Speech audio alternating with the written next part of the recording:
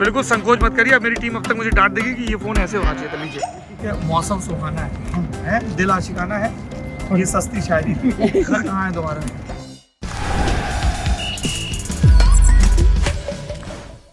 Virologist हूँ, virology research lab है मेरी। Infectious disease, Ebola, Zika, COVID, MERS, SARS, ये सारे काम करता हूँ। सही बताओ, कहाँ से आया था कोविड?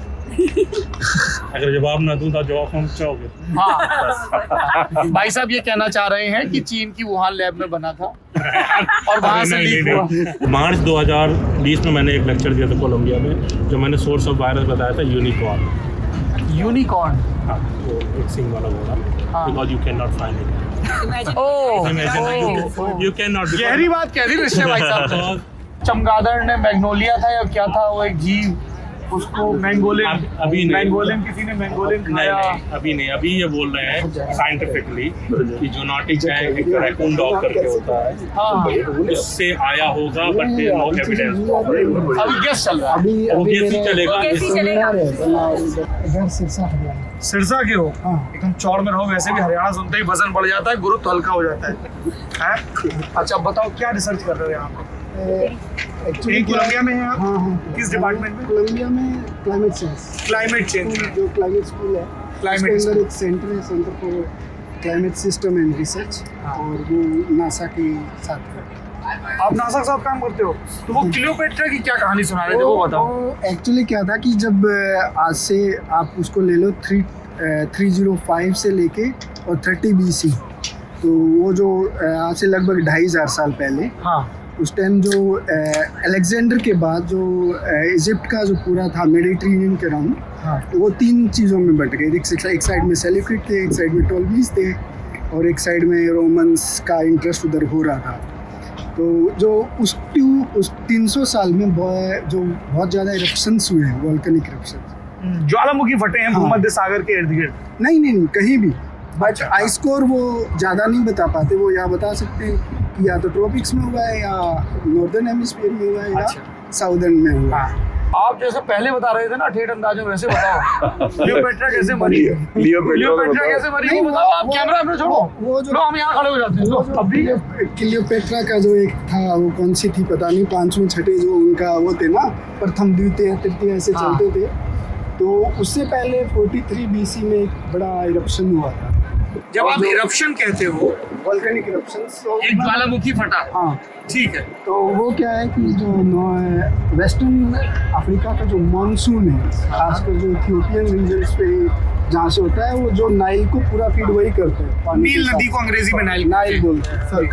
तो और वो जो वहाँ इजिप्ट की जो पूरी इकोनॉमी थी, वो एग्रीकल्चर डिपेंडेंट थी, ठीक है। तो अगर एक बड़ा इरप्शन हुआ और उससे मानसून अफेक्टेड हुआ और नाइल फेल हो गया, तो वहाँ पे फेल हो गया मतलब नदी का पूरा कोर्स बदल गया। नहीं, नदी में पानी नहीं गया उतना जितना जाता था। अच्छा, तो वहाँ की जो एग्रीकल्चर थी वो नदी पे डिपेंडेंट थी। तो वो एग्रीकल्चर फेल हुआ तो सोशल डिस्ट्रेस बढ़ जाती है, वहाँ पे पावर स्ट्रगल्स भी चलते थे।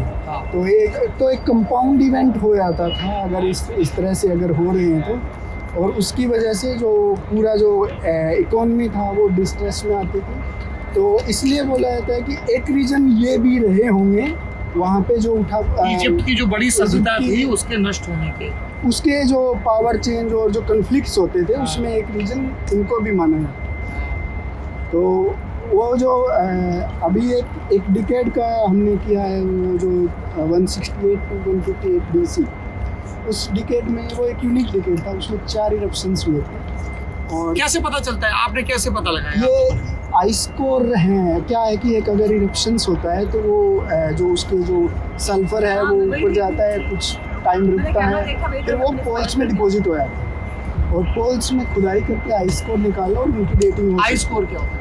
आइस कोर मतलब एक कोर, आप समझ रहे हैं, एक पाइप जैसे आइस की निकाल लो, पूरी खुदाई करके आप नीचे से निकाल लो, मतलब जहाँ तक, और उसकी डेटिंग हो सकती है, और उसमें कितना सल्फर है वो एक एस्टिमेशन हो सकता है कि उस ड्यूरिंग दैट पीरियड कितना सल्फर डिपॉजिट हुआ है उधर, तो उससे फिर एक एस्टिमेशन अमाउंट हो सकता है। क्लाइमेट चेंज के लिए हमें आगाह रहना चाहिए, क्योंकि अगर नहीं रहेंगे तो जैसे क्लियोपेट्रा का शासन गया है, वैसे अब वो वहाँ पे था कि एक उसके जब उनके 1 डिकेड पहले एक बड़ा इरप्शन हुआ और उसके बाद फिर वो पूरे डिस्ट्रेस चले गए उसमें, और उसके बाद वो शायद आप जब ये बता रहे थे तो मुझे ध्यान आ रहा था कि गुजरात में भूकंप आया, केशुभाई पटेल की सरकार थी और उन पे जो तमाम इल्ज़ाम लगे नाकामियों के, उसमें एक ये था कि भूकंप के बाद भुज के इलाके में जो आपदा प्रबंधन है वो ठीक से नहीं हुआ, जिससे जनता नाराज़ थी और इसमें बीजेपी आला कमान को एक वजह थी वहाँ मुख्यमंत्री बदलने की, और नरेंद्र मोदी जो राष्ट्रीय महासचिव थे, बाई इलेक्शन भी आ रही थी बीजेपी, वो भी एक रीज़न था, और कुछ ही 1-1.5 साल के अंदर इलेक्शन आने वाले थे तो फिर उनको भेजा गया।